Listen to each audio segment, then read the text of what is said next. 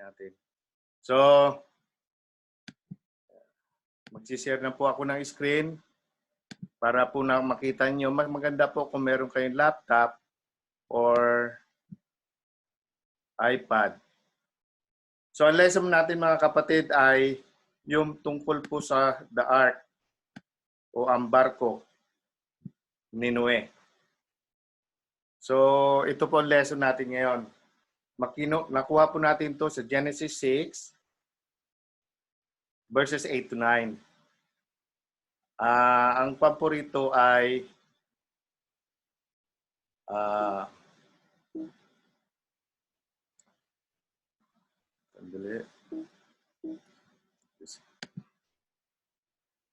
yan po ang barko ni Noe na makikita natin. Now, ang pag-usapan po natin dito yung faith ni Noe o yung pong faith of Noah. Now, Noah was a man who walked with God and found grace in the eyes of the Lord. Sinasabi po yan sa Genesis 6, verses 8 to 9. So, Noah had an act of obedience to God. Because of his faith, this faith gives an action to obey God, to obey the instruction, the word of God. So, ito po, mga kapatid, ang tunay na replika sa ngayon, dahil ginawa po nila ng tunay na life size, itong Noah's Ark. Ito po ang sagot sa Genesis, mga kapatid. Ito ang sagot doon sa Book of Genesis na kung saan isinabuhay nila. Makita po ninyo, isa lang ang pinto at yung napakaliit yung mga yung mga windows nila at doon lang sa taas. So makikita po natin 'yan sa Ark Theme Park diyan sa Kentucky with life-size model. Pwede niyo pong i-Google 'yan para gusto niyo pumuntahan niyo 'yan. Puntahan natin 'yan. So ito po, by faith of Noah, he acted and moved with the fear, and he obeyed all the warnings and believed on the promises of God to save, to spare the lives of his family. Para maligtas yung buhay ng kanyang pamilya, he acted on faith. That's why he obeyed the instruction of the warnings of God. No? So, and because of his faithfulness and obedience to all the instruction of God, sila ay na-save lahat by going through the ark and in staying into the ark.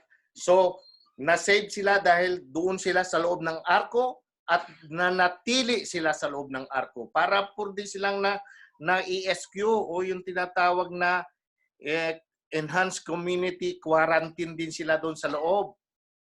Na-quarantine sila doon sa loob kasi po may malalim na tubig at sila ay malulunod kung wala sila doon sa loob. So, that is why in many ways, yung pong arko is a beautiful illustration of our relationship to God. Maganda po, marami pong illustration o symbolical meaning ito pong arko na ito sa ating buhay, Kristiyano. So, pansinin po natin mga kapatid, there was only one door in the ark na makikita mo. And the Christ is the door to our relationship to God. Si Kristo ang ating pintuan pagdating sa relasyon natin sa Diyos. Kaya may iisa lang pong door. Bakit may isang door? Kasi si Jesus lang ang tanging daan. Si Jesus lang ang siyang pintuan papunta sa kalangitan, papunta sa kaligtasan. Now, sinasabi po yan mga kapatid sa Aklat ng Juan, chapter 10, verses 7 and 9. Siya daw po ang pinto. Siya daw po ang door. Now, meaning everyone must enter through only one door. Iisang door. Yan. Now, sa John 10:7 to 9, then Jesus said unto them again, verily, verily, I say unto you, I am the door. Yan, sabi niya, all that ever came before me are the thieves and robbers, but sheep did not hear them. I am the door. Ika niya, by me, sa pamamagitan ko, if any man entered in, he shall be saved. Yon. And he shall go in and out and find pasture. Yon. Maliligtas sa pamamagitan ni Kristo. Alam din natin sa Acts 4:12 sinasabi, ang kaligtasan ay hindi natin makikita sa kanino man, kundi kay Hesukristo lamang. Kahit sino man dito sa silong ng langit ay walang kaligtasan kundi kay Hesukristo lamang. Acts 4:12. Sa John 14:6 sinasabi din po mga kapatid, I am the way, the truth, and the life. Walang makakaparoon sa Ama kundi sa pamamagitan ko, ika niya. So, ito po, tingnan nyo, pansinin nyo mga kapatid, yung arkong yan, ang magtataka kayo, bakit ang bintana nandoon lang sa tuktok, wala dito sa side. At may isang pinto, bintana, at tingnan nyo, walang bintana dito sa side. Ang tanong po natin ay bakit? Bakit kaya no? So tingnan natin, bakit? Why the windows were only on the top of the ark? There's nothing on the sides. On the lower part. Ang sagot po niya na ito, it means that once you have entered and accepted in through the door of Jesus Christ, you cannot rely now on yourself, your own self. No, you cannot rely now on your own will and ability, but now on, you have to look up for our help that cometh from the Lord only. Sinasabi po yan mga kapatid sa Salmo 121 verse 2. Sa awit 121 versikulo 2. At the time, God does not want them to see the suffering. Ito second answer, because at that time, God does not want to see them suffering, the destruction of those people who failed to listen and to pay attention to the warning. Ayaw makita ng Diyos. Kaya sabi niya, okay, Noe, doon ka lang maglagay ng bintana sa tuktok, wag sa gitna, wag sa baba. Yon. Pangatlo, sa aking palagay, kaya gusto ni Lord doon sa taas para po wala pong makaakyat na maibang tao. Baka maglagay ng panali, tapos aakyatin gano'n, di ba? O doon sa may bintana, o sumingit doon, di ba? So, isa rin po yung sa aking palagay kung bakit doon inilagay sa tuktok. Patuloy po tayo. Now, Noah used a very good sealant. Hindi ko na mabasa yan, natabunan. Okay. Gumamit po si Noah ng magandang klase na sealant o yung caulking, sabihin natin, to waterproof the ark as per God's instruction so that water could not get inside the ark. Kasi kung, siyempre, pag pumasok nga naman tubig, malulubog sila, mamamatay sila. They will not be saved. So, ngayon, question. What is now the symbolical meaning or relation of that in Christ? Ano daw yung symbolical meaning o definition o kahulugan ng yung pitch, yung waterproofing? Meron palang symbolical meaning yung waterproofing na yun. Yung pitch o to waterproof the ark. Tingnan natin kung ano yun. So the word pitch is translated as atonement. Yon. Sa Leviticus 17:11. So then, we can see the similarity or the resemblance between the ark saving of Noah and his family and Christ's blood for the atonement. So yung blood covering of our sins so that we can also be saved. Yung pitch, yung pintura, yung caulking, yung adhesive, yung sealant na pinampahid doon sa arko, loob at labas, ay kalimtulad mga kapatid ng dugo ni Kristo. Kaya sila ay nasave, kaya tayo ay nasave dahil sa dugo. Amen. Noah and his family were safe and saved inside the ark in spite of ravaging waves, of ravaging, devastating water due to storm. In at the same manner, or at the same time, according to the prophetic utterance in Psalm 42:7, all the waves at billows are gone over me. Yun. Yung parang si Jesus Christ nagsasabi niyan. Meaning that all kinds of waves, all kinds of suffering of Jesus Christ had in the cross has made us safe, has made us saved from the wrath of God, from the judgment of God, because of what Jesus did for us. Entrance into the ark, yung pagpasok naman dun sa barko ni Noe. Now, 7 araw, hindi pa umuulan. Sabi ng Diyos, pumasok na kayo sa barko. Kung ikaw papasok ka, sa ako siguro hindi pa muna. Gusto ko magliwaliw muna. Pero sabi ng Diyos, wala pang ulan, wala pang araw, kahit ambon, wala pa. 7 days pa nga bago dumating eh. Sabi ng Diyos, pumasok na kayo sa arko. So they already entered into the ark. Pumasok na agad sila. No? At pati yung kanyang mga anak sa arko na kahit wala pang anunsyo ng kahit anumang palatandaan ng ulan. Pero basta sinunod lang nila si Diyos, si Lord. Like even during this time, we may not fully see the signs, but we surely know that Jesus is coming soon for the second coming. From now on we are told to be ready. But most of the people do not believe. Even though they heard, they simply do not believe. Even though they saw, they heard, they simply patay mali siya. They don't believe that there is second coming of the Lord because no one have ever told them. Walang Kristiyanong nagsabi sa kanila. Hindi ikaw nagsabi sa kanila. Hindi mo pinamalita sa kanila. Kundi sinarili mo lang. Gusto mo ikaw lang ang masave. Amen? Tama po ba? Aray ko. Why? Dahil may mga Kristiyano pa din daw na ayaw o di kaya niyang magbahagi. Ayaw mong mangaral, ayaw mong magpatotoo, ayaw mong magpatotoo sa kaligtasan na tinamo mo, gusto mo ikaw lang at sa pag-asa na iyong hinihintay. Ano ba yung pag-asa? Ang pag-asa na ikaw ay lilipad. Ang pag-asa na ikaw ay pumunta sa langit. Makibahagi naman tayo, ika.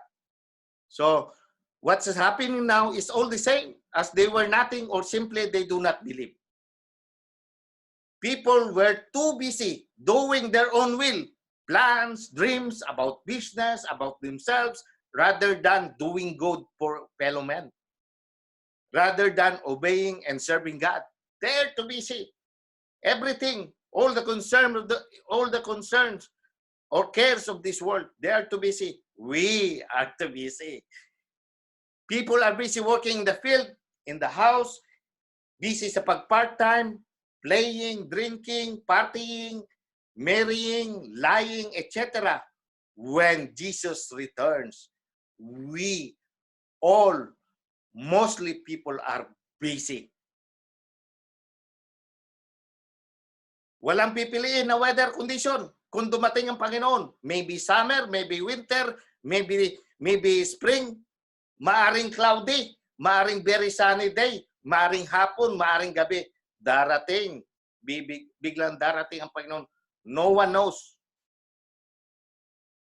Kaya nga, those who reject Christ today, ay di nila nakikita ang kahalagaan nito sa kanilang buhay. Hindi nila nakikita mga taong kumakantyaw pa sa halip. Yung mga taong tumatawa. At sinasabi nila sa atin, oh, siraulo yan si Pasos. Siraulo yan si Sister ganito. Siraulo yan. Maniwala ka diyan. Ika, di ba? Kaya siguro hindi kayo makapag-share. Kaya kayo nahihiyang mag-share. Tama po ba? Amen? Amen? O no, amen? Okay. Sarado na ang pinto. Sorry, the arch door was closed. Once the door was closed, wala ng pag-asa. There were family or people that were saved, that is inside the ark. Those who were inside the door of the ark. And at the same time, there were family also to be perished, to be destroyed, to die, who were all outside the ark. Sila lahat ay malulunod. It means, mga kapatid, that those people who do not accept the gospel of Christ and did not take heed, yung hindi nakinig sa warning, then they will be condemned. While to those who accept, will be saved. In short, mga kapatid, some will live, some will perish. Sinasabi po yan sa Mateo 25:10 hanggang 12. Iba, mabubuhay, iba, mamamatay. Yan. Hindi ko na po basahin. Sa Mateo 25:10-12, ayan po sinasabi bilang patunay. Ngayon, punta tayo sa water baptism. Meron palang water baptism dyan. Ang water baptism po, ito po ay yung tinatawag na it foreshadows the water baptism. Yung itong storm na ark at saka storm. It symbolizes ano bang foreshadows? Itong parang sumasalamin sa future. Yan. Parang anino na sumasalamin sa future. Yan. Ng water baptism. Now, it is a symbol or an illustration of water baptism. Bakit? Bakit? Now, question, what does it mean? In Peter 3:21, say about water baptism. Ang sinasabi po dyan, it says that the wicked in the days of Noah were baptized to death in water.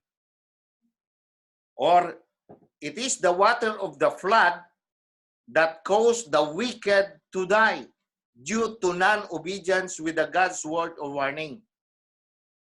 So, meron po tinatawag na water judgment upon the people who obey the word and listen to the warning of God, or water baptism that 8 people, yung 8 tao na pamilya ni Noah ay naligtas from rain and water flood as they were inside the ark. So in relation po, mga kapatid, in today's time, we are saved and made righteous and made justified in faith, to faith of obedience to Jesus Christ. Burying or immersing of ourselves in water symbolically means that we have also buried our old self, our sins, our sinful nature in the water, and also signifies of our death with Christ. And also, when we rise up from the water, it means the resurrection and by receiving of the Holy Ghost. So, yun po. So, meron po tayong 2 elements of baptism. Alam po naman natin yan. Yung iba po, hindi isa lang. Ang 2 elements is what? Well, water baptism or baptism in the water. And the second element is spirit baptism. The baptism of the Holy Ghost. Sinasabi po yan sa John 3:5, mga kapatid. So, hindi po yan, sabi nila, hindi yan biblical. No, it's not. It is biblical. So, diyan po, Jesus died, death to repentance, so we must die also ourselves, from our own selves, from our own will. So, Jesus was buried, na sinasabi sa 1 Corinthians 15:4, when He buried, we also buried in water. Symbolizes that yung old nature, yung ating yung kasalanang minana kay Adan at Eva ay inilibing na. Nung tayo iniangat, symbolism po ng resurrection of Jesus Christ. At the same time, when God was resurrected, nabuhos po yung Holy Ghost, o nakatanggap o tatanggap po tayo ng Espiritu Santo o Holy Ghost with the evidence of speaking in tongues. So yan po ang lesson, end of the lesson, mga kapatid, about Noah's Ark. I hope you have understand it, and thanks for watching, and God bless. Marami pong salamat sa inyong lahat. Kung gusto po ninyong may dagdag, free na po, i-unmute ko na po kayo lahat para kung may gusto kayo dagdag. Ito po ay aking ding i-upload sa YouTube.